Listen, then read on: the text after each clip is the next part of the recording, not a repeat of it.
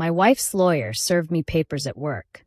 I handed him an envelope that destroyed her case in court. My name is Daniel Carter. I'm 38 years old. And for 12 years I thought I was married to the love of my life, Emily. We built what I believed was a strong life together, the kind of life people envy from the outside. Steady jobs, a nice house, plans for kids one day. I was the guy who worked long hours, sometimes too many, but always with one goal: to make sure she never had to worry about a thing. That's why the moment hit me like a knife to the gut. I was sitting at my desk, finishing up some code before a meeting, when a man in a suit walked in. He asked my name, and when I confirmed, he set a thick envelope on my desk. My coworkers glanced over, confused, and then his words cut the air. "You've been served." In that instant, the world felt like it tilted. My heart pounded as I flipped through the papers, divorce filings. My wife was divorcing me, and I didn't even know it was coming. To make it worse, it was happening right there in front of everyone. Whispering started around the office. People avoided my eyes, but I could feel the pity, the judgment. I'd never felt so exposed. Shock quickly turned into anger. Emily hadn't said a word about this. No fight, no warning, nothing. Just blindsided me at work, as if humiliation was part of her plan. The papers weren't just asking for a separation either. She wanted half the house, half my savings, spousal support, and even part of my retirement account. I sat there staring at the demands, trying to process how the woman I gave everything to was now trying to strip me bare. But I didn't panic. I didn't argue. I didn't even give the lawyer the satisfaction of seeing me break. Instead, I reached into my drawer and pulled out a plain manila envelope. I slid it across the desk to him. He looked confused for a second, but I met his eyes and said, "Give this to Emily. She'll know what it is." He didn't understand, but I didn't need him to. That envelope was the one thing that would flip her entire plan upside down. As I sat there, my coworkers still staring, I forced myself to keep my composure. Inside, I was unraveling. My marriage was collapsing. My life was spinning. But I also knew something Emily didn't. She thought she could crush me, walk away with everything I worked for, and leave me standing in ruins. What she didn't know was that I had been preparing for this moment longer than she imagined. When I think back to the beginning, it feels like a different lifetime. Emily and I met in college, two kids who believed the world was waiting for us. She studied literature, I studied computer science. We spent late nights talking about dreams, futures, and promises. It felt effortless, as if being together was the only thing that made sense. After graduation, we married young, too young maybe, but I never doubted her. We saved every dollar, rented a small apartment at first, and later bought our first home. Every milestone felt like a victory we had earned together. People used to say we were the perfect couple, the kind others pointed to as an example. For years I poured myself into my career. I wasn't the smartest in the room, but I worked harder than anyone. Slowly I climbed the ladder, eventually becoming an IT manager. My focus was always on giving us stability. I wanted Emily to have the life she deserved. Nice things, security, no fear about bills. She said she admired my dedication, but I didn't notice how her praise turned into complaints. At first, it was small comments about me staying late at the office. Then she began saying she felt lonely, that I wasn't around enough. I thought she understood why I worked so hard, but I could feel the distance creeping in. Our routines began to change. She stopped waiting up for me. The dinners we used to share became takeout eaten separately. Weekends that once belonged to us were filled with her vague plans with friends. When I tried to ask about them, she brushed me off with quick answers, never giving details. She started slipping away without actually leaving. Intimacy became rare. Nights that used to be full of warmth were replaced with silence. She would turn away, saying she was tired, and I convinced myself it was just stress or a bad mood. But it kept happening, and the excuses never stopped. I noticed the way her phone was always locked, always in her hand. She used to leave it lying around without a second thought, but suddenly it was off limits. I tried talking to her, not in anger, just wanting to understand what was happening. Every time I brought it up, She dismissed it with a sigh or sharp words, telling me I was being dramatic. Sometimes she laughed it off, as if my concerns weren't even worth answering.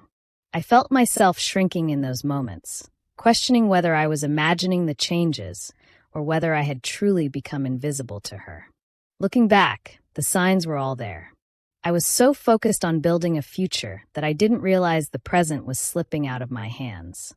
The woman I once trusted with everything was slowly creating a wall between us, and no matter how much I tried to climb it, she kept raising it higher. Those small cracks in our marriage, the ones I thought we could patch up, were the very beginning of everything that came after. It was a regular evening when I first noticed something strange. I had gone through our joint credit card statement, something I didn't usually bother with, but a few charges caught my eye. Expensive dinners, hotel stays, and little luxuries I knew I hadn't bought. At first, I thought maybe Emily had surprised me with something or picked up gifts for family, but the numbers didn't add up. The spending wasn't random. It looked like someone enjoying a lifestyle outside of our home. I waited a few days before asking her about it. I didn't want to sound controlling, so I simply mentioned the unusual charges. The reaction I got still stings.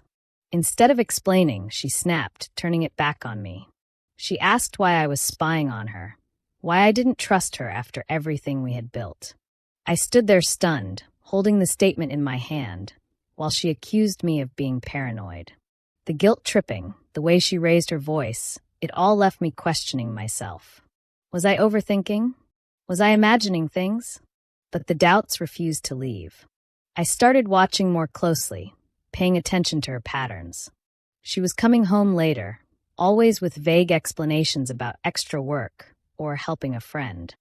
She avoided eye contact when I asked questions, and there was a new coldness in her tone. My gut told me something was very wrong, but I had no proof, just instincts and a list of expenses. One Friday night, I couldn't take it anymore. She said she had a late meeting, but I didn't believe her. I followed her car, keeping enough distance so she wouldn't notice. My hands were sweating on the steering wheel the entire time, part of me hoping I was wrong. She parked outside a small restaurant, the kind meant for quiet dinners. I watched her walk inside and sit across from a man I recognized, Ryan Mitchell, one of her coworkers. Seeing them together was like being punched in the chest. They weren't just having dinner. Their faces were too close, their laughter too easy, and then, without hesitation, she leaned in and kissed him. My world shattered in that instant.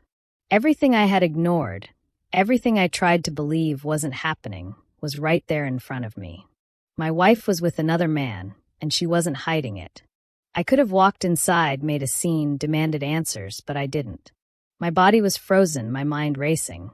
I drove away in silence, gripping the wheel so hard my knuckles went white. The betrayal cut deep, but anger wasn't the only thing I felt. There was shame too, shame for loving her so blindly while she built a life with someone else. That night, I made a choice. If she was determined to deceive me, then I needed to protect myself. Quietly, I began keeping records, statements, receipts, and anything that linked her to Ryan. I didn't know when I would use it, but I knew the day would come when the truth had to be shown. I wasn't going to be blindsided again. Emily's attitude toward me changed so quickly it was hard to recognize her. She wasn't just distant anymore. She was sharp, cold, and sometimes outright cruel. Every conversation felt like walking through glass.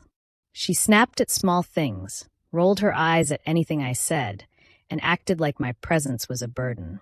I stopped trying to fix it because no matter what I did, she found a way to twist it against me.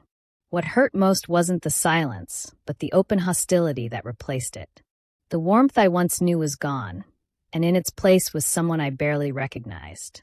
One ordinary morning at the office, I thought it would be just another busy day. I was reviewing reports on my computer when I noticed a man in a dark suit standing by my desk. He asked if I was Daniel Carter. When I nodded, he placed an envelope in front of me and said in a firm tone, "You've been served." For a second, I couldn't even process it. My coworkers froze, their eyes flicking between me and the stranger. The room filled with hushed whispers, and I felt like I had been stripped bare in front of them all. I opened the envelope, and with each page my chest tightened. Divorce papers. Emily wasn't just ending our marriage. She was demanding nearly everything we had built. Half the house, ongoing support, even a portion of my retirement savings. It was all laid out in black and white, as though the years I spent working to provide meant nothing. She wanted to cut me open and take whatever she could. My throat burned, but I refused to show weakness. The lawyer who served me didn't bother hiding his smug expression. He looked at me like I was already beaten, like he had delivered the first blow of many. It was clear they expected me to fold, to panic, maybe even to beg. My coworkers kept sneaking glances, probably wondering what kind of man I was if my own wife was coming after me like this. But instead of breaking down, I reached into my drawer and pulled out a sealed envelope I had been keeping for months. I slid it across the desk toward him, my voice steady even though inside I was shaking. "Give this to Emily," I said quietly. "She'll know what it is." He gave me a puzzled look, but took it without argument.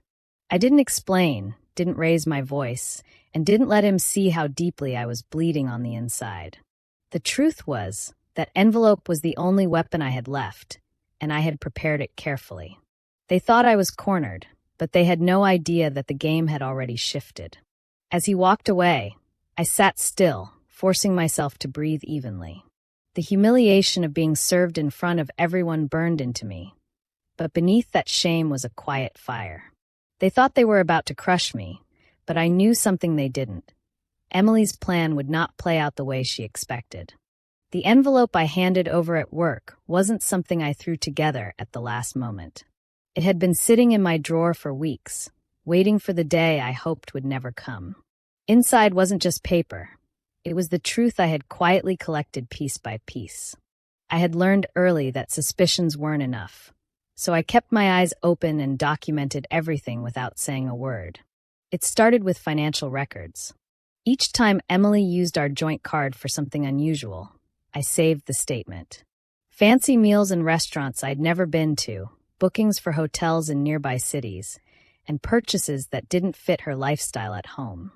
I highlighted the charges, marking the dates, making sure nothing slipped through the cracks. By the time I was done, the stack painted a picture of someone living a double life. Then there were the photographs. That night I saw her with Ryan wasn't the only time I followed her. I took my time, staying careful, never letting her notice. A few blurred shots at first, then clearer ones as I grew more certain. Pictures of her walking hand in hand with him, sitting across from him in dim restaurants, even leaving a hotel with him by her side.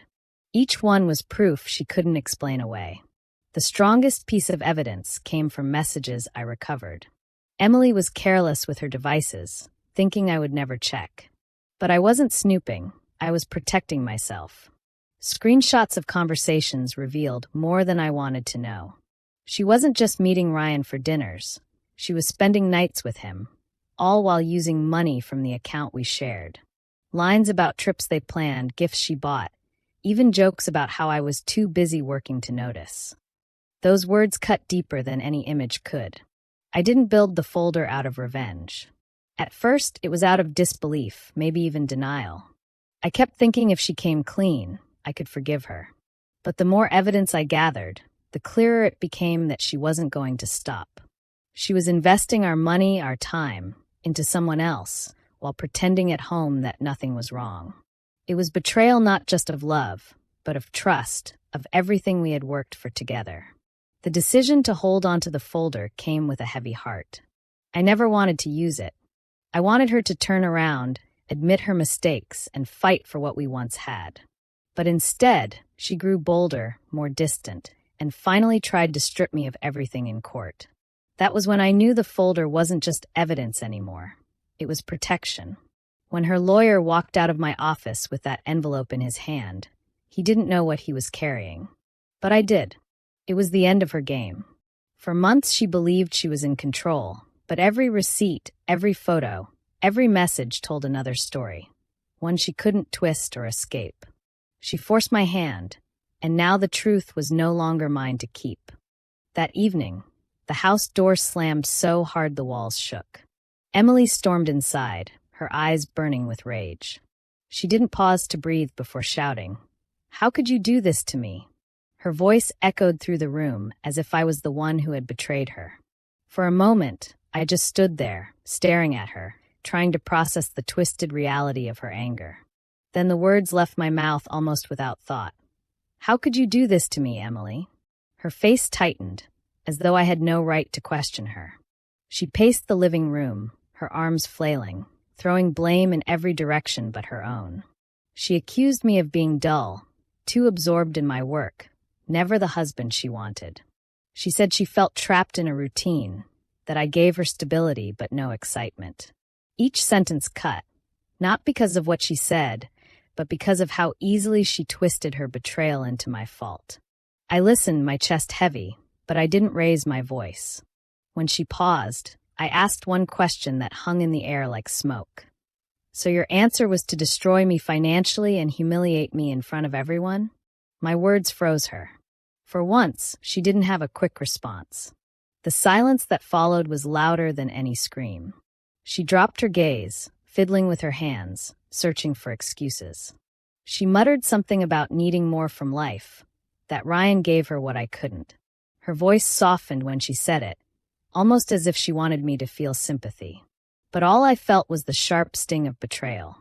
I had given everything I had, not just money or effort, but my trust, my loyalty. And she tossed it aside like it was nothing. I stood still, watching her unravel in front of me. Anger flickered in her tone again, but this time it felt forced, as though even she knew her reasoning was hollow. The energy in the room shifted. Her rage no longer had weight, and my calmness only made her stumble more. I wasn't screaming. I wasn't pleading. I was simply staring at the woman who had once promised to stand by me. The silence grew heavier. She sat down on the couch, but even then she wouldn't meet my eyes. It was as if the truth had finally sunk in, that her excuses couldn't erase what she had done. I didn't push further. I didn't beg her to explain or try to make sense of it. There was nothing left to say that could mend the cracks she had carved. That night wasn't about answers. It wasn't even about anger anymore. It was the moment when everything between us died quietly. We sat in the same house, yet felt like strangers divided by a chasm that could never be crossed again. The silence that lingered wasn't just bitter, it was final. The day of the hearing arrived faster than I expected. Walking into the courthouse, I felt the weight of everything pressing down on me. Emily stood on the opposite side of the room with her lawyer, both of them looking smug, as if the victory was already theirs. She avoided my eyes, but the confidence on her face told me she thought I was finished. Her lawyer leaned in close to her, whispering, smiling, convinced they had it all figured out. When the judge entered and the session began, Emily's side went first. Her lawyer painted me as a cold husband who cared more about work than his own wife.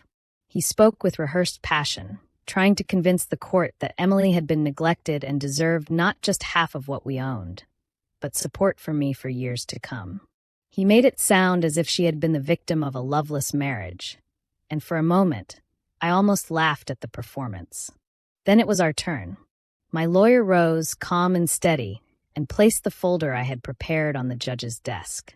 He opened it carefully and began laying out the contents one by one. Bank records showing hotel stays paid from our joint account. Receipts for luxury items purchased without my knowledge. Photos that left no room for doubt. Finally, printed messages exchanged between Emily and Ryan that revealed both the affair and the misuse of money. The room changed instantly. The smug look faded from Emily's lawyer's face as the evidence piled up. Emily sat frozen, her lips trembling, her confidence crumbling with each page shown to the judge. She tried to shake her head, whispering to her lawyer, but there was nothing she could say to erase what was in black and white. The judge leaned back in his chair, his expression stern. After reviewing the documents, he spoke with finality. Emily's request for support was denied. She would not be granted the house, nor access to my retirement funds. Instead, the judgment awarded me majority control over the assets, including the home. The ruling was clear. Her actions had destroyed her own case. I sat still as the decision was announced, holding my emotions in check. Across the room, Emily broke down, covering her face with her hands as tears streamed down. Her lawyer looked furious, flipping through papers as if searching for a loophole that didn't exist. The courtroom was silent except for Emily's sobs. She turned her head toward me, her eyes red, glaring as though I had wronged her. But I didn't flinch. I didn't smirk or gloat. I only met her stare with calm resolve. I hadn't set out to humiliate her, but I wasn't going to let her destroy me either. That envelope had spoken louder than any words I could have said, and the truth had done what I couldn't. It ended her lies in front of everyone. When the trial ended, I walked back into the house and it felt different, empty, but lighter somehow. She had taken her bags and left without a word, heading straight to Ryan's place. For a moment, I wondered if she felt triumphant, like she had finally chosen her freedom. But I knew freedom built on lies doesn't last long. I heard from people here and there what was happening. At first, she acted like nothing could touch her, but it didn't take long for Ryan to show his true colors. He wasn't in love with her. He was in love with the comfort my hard work provided. When that comfort disappeared, so did his patience. He grew cold, distant, and finally he walked away. She gave up her marriage, her home, and her reputation for a man who never planned to stay. Not long after, my phone lit up with her name. Short messages at first. "Can we talk?" "I'm sorry." Then longer ones, paragraphs filled with excuses and apologies, begging me to give her another chance. She said she missed me, missed the home, missed the life we built. For years, I would have dropped everything to hear those words. But now, every sentence she sent only reminded me of the nights I lay awake wondering where she was, the lies she told so easily, the betrayal she chose again and again. I didn't respond. Not once. And every time I let a message go unanswered, I felt a strange calm. It wasn't revenge. I wasn't trying to hurt her. I just knew I didn't owe her anything anymore. She had already taken so much from me, but she wasn't going to take my peace. The house felt quiet, but for the first time, it wasn't suffocating. I began to fill the silence with things that mattered. Work that challenged me, friends who showed up without judgment, and small routines that reminded me life could move forward. Healing came slowly, but it came. She didn't stop trying. Letters showed up in the mailbox, calls from numbers I didn't recognize, all with the same desperate tone, regret. But regret doesn't erase what's been done. She chose her path, and I chose not to follow her down it. Now, when I sit alone in my living room at night, I feel two things. Heartbreak for the love I once believed in, and strength from knowing I survived the worst of it. She thought she could break me, strip me of everything, but in the end, she only destroyed herself. I lost a marriage, but I kept something she could never take, my dignity. And for me, that was enough. I never thought my life would take such a turn, but when it did, I realized I had two choices. Let it break me or protect myself. The envelope I handed over wasn't about crushing Emily, even though it ended her case in court. It was about survival. I needed to defend myself from being destroyed, not just financially, but emotionally too. She had already wounded me deeply, and if I hadn't prepared, she would have taken everything I worked for. For a long time, I wondered if using that envelope made me just like her, cold, calculating, ready to strike. But then I reminded myself of all the nights I spent alone, wondering why she was late, questioning my own worth when the problem was never me. That folder of evidence wasn't born out of hatred. It came from knowing I had to stand up for myself when no one else could. When the truth came out, people around me were stunned. Friends who once admired us as the perfect couple couldn't believe what she had done. My family, especially my parents, stood by me without hesitation.